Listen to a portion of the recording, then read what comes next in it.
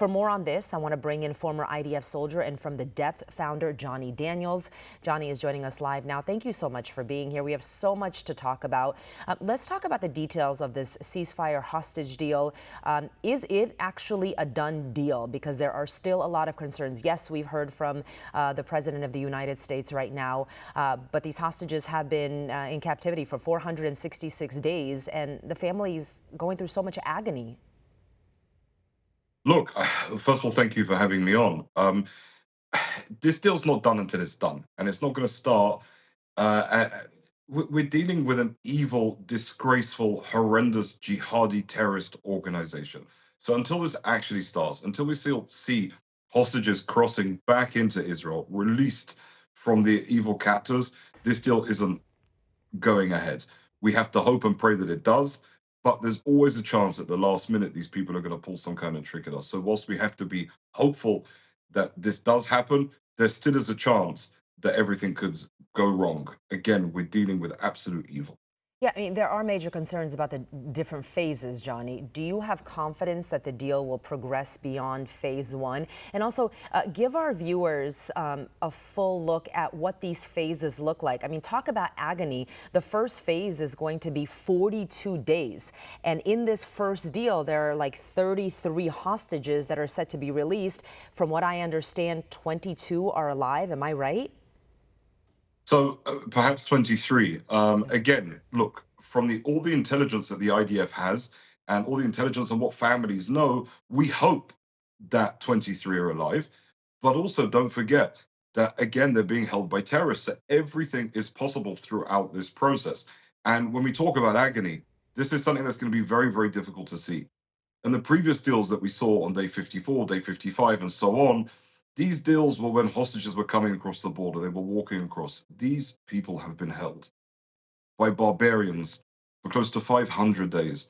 So we're going to see a very different kind of hostage release. And in a different kind of hostage release, we're unfortunately also going to see body bags coming across. There are hostages who were killed in captivity. And this is going to be a very, very difficult thing to see. And again, we're going to see 3 hostages released on day 1, which is likely going to be, please God, this Sunday. But after that, 1 a day, none, body bags, we just don't know exactly how it plays out. And this is going to be the difficult thing. This is pushed over 42 days after. And even during those 42 days, only at the middle point at around about 16 to 18 days, do we start discussing phase 2, which is the additional release of male hostages. And have to pray that they get released. But again, even during that process, anything can happen. There are still 98 innocent people being held by these barbarians. And the prayer is that all of them are released in some level of normalcy and decency, which is something that's difficult to see. And even now, when we heard President Biden talking about the innocent people of Gaza, talking about how brilliant it is that this is ending, this is also a difficult thing for us to see. This isn't easy. Right? We're leaving this situation with Hamas still in power. Israel is pulling out, the IDF is pulling out from Gaza. So, yes, we get our hostages back, which is the most important thing, but Hamas still is in play. And if this isn't dealt with, then unfortunately, we are only going to be delaying an additional war for the future. Yeah, there are still also American hostages being held captive in Gaza. I think it's important we talk about what happens in return for the hostages. We're looking at more than 1,000 Palestinian terrorists who will be released. Listening to President Biden, he talked about Palestinian prisoners.